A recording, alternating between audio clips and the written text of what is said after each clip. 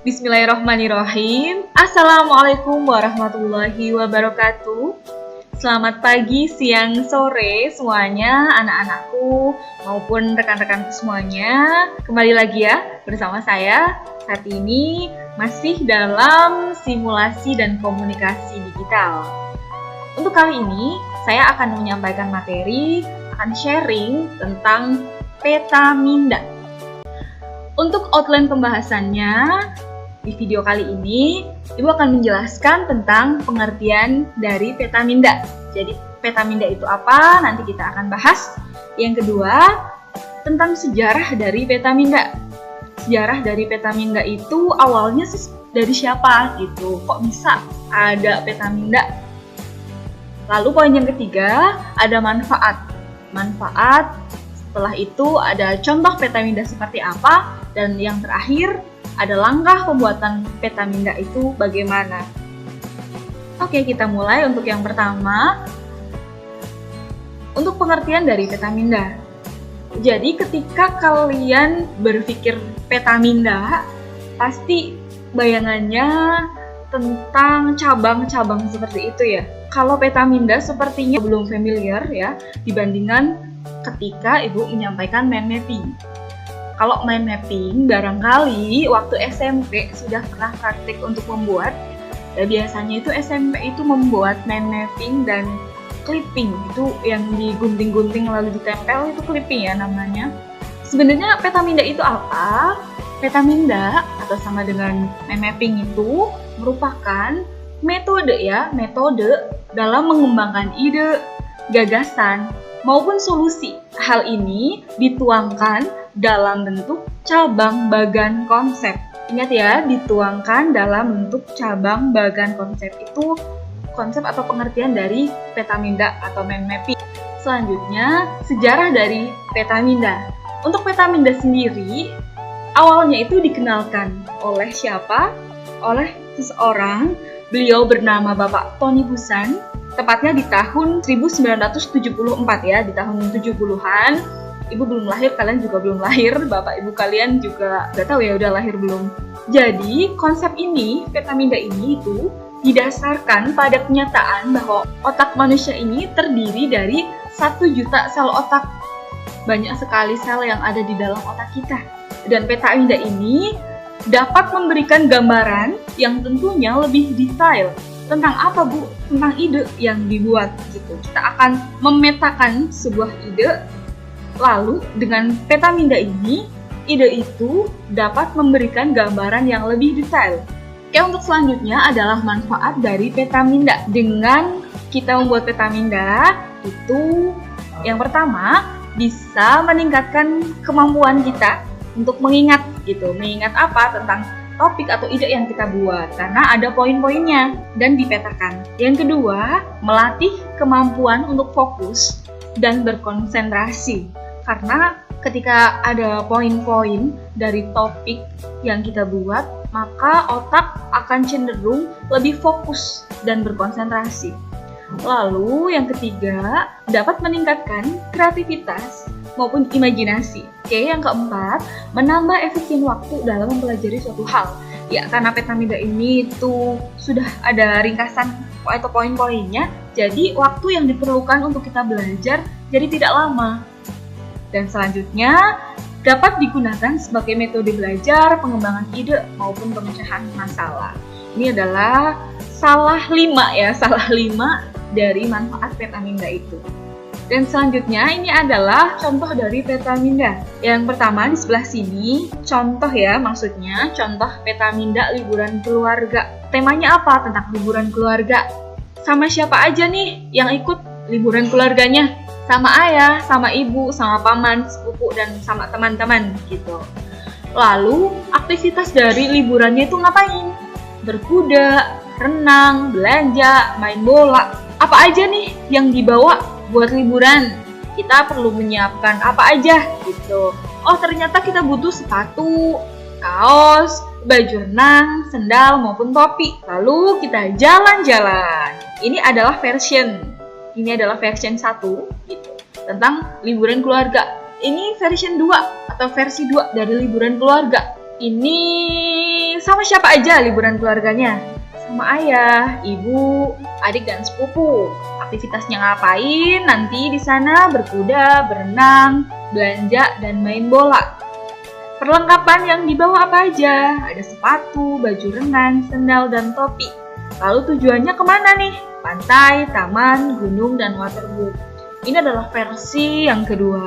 Jadi untuk membuat peta minda ini tidak ada aturan baku untuk pembuatannya itu mau seperti apa. Dalam artian kreativitasnya itu tidak terbatas dalam membuat peta minda ini gitu. Asalkan poin-poin yang akan kalian tunjukkan atau tonjolkan itu masih bisa ditangkap dan masih bisa dipahami.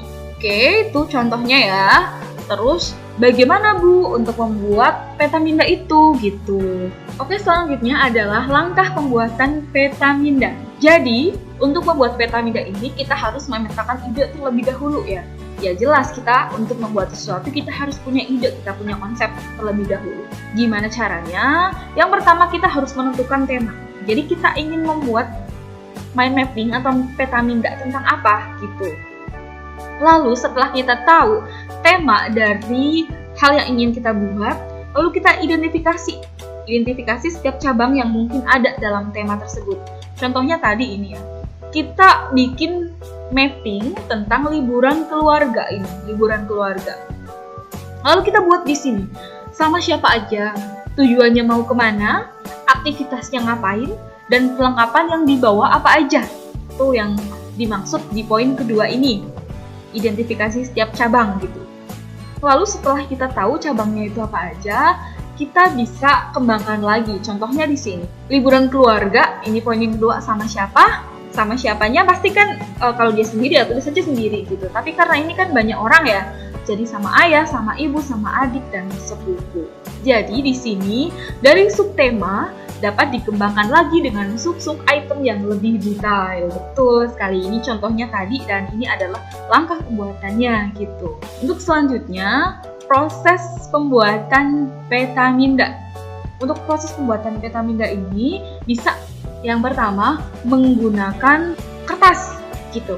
Jadi kayak peta minda yang kalian buat dulu di SMP, kalau ada praktikum seperti itu, kemungkinan menggunakan kertas ya. Pakai spidol berwarna, dia semenarik mungkin. Itu secara manual menggunakan kertas, spidol, lalu biasanya ditempel di kelas. Dan yang kedua, ini bukan manual. Ini nggak ada manualnya ya, tapi menggunakan perangkat lunak aplikasi. Ini dijilat aja manualnya. Yang kedua adalah menggunakan perangkat lunak aplikasi. Untuk menggunakan perangkat lunak aplikasi ini, kita harus tahu dulu nih, apa aja perangkat lunak yang digunakan dalam membuat peta minda. Ini ada banyak, ada Mind Map, Mindmaple, ada Canva juga, Canva. Sepertinya anak-anak ini banyak yang udah pakai Canva, karena sangat populer buat sekarang. Xmind dan seterusnya. Untuk kali ini kita akan belajar membuat peta minda menggunakan mind map. Oke, kita akan belajar mind map aja. Kenapa Bu harus mind map? Karena ketika kita menggunakan mind map itu tidak harus menginstal aplikasi.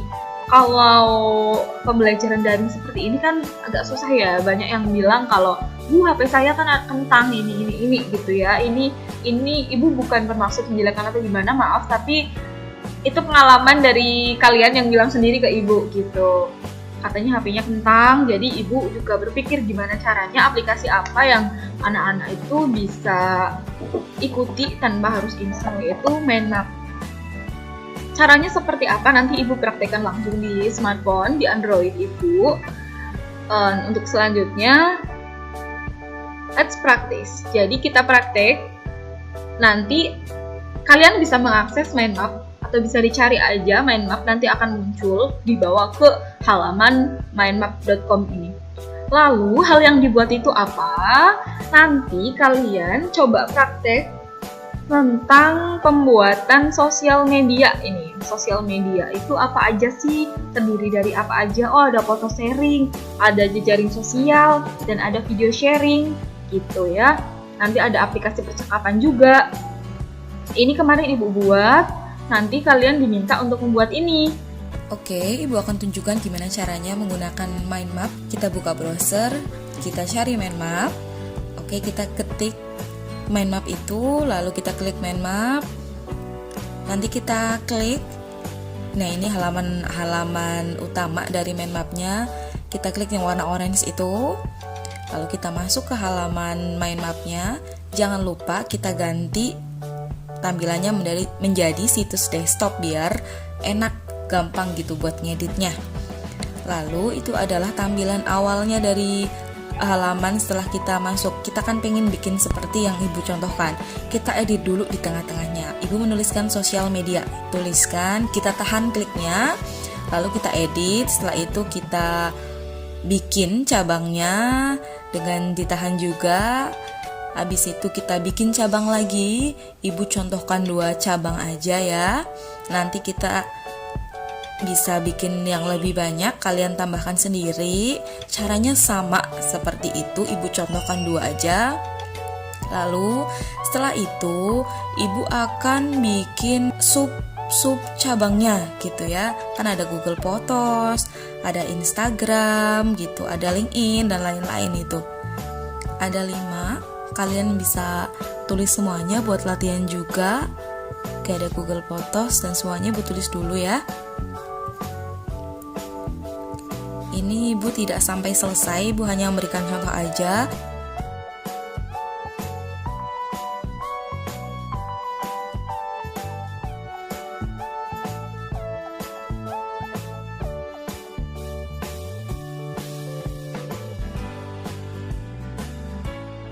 Lalu selanjutnya adalah proses menyimpan atau ekspor. Ini untuk ekspornya kita pilih file.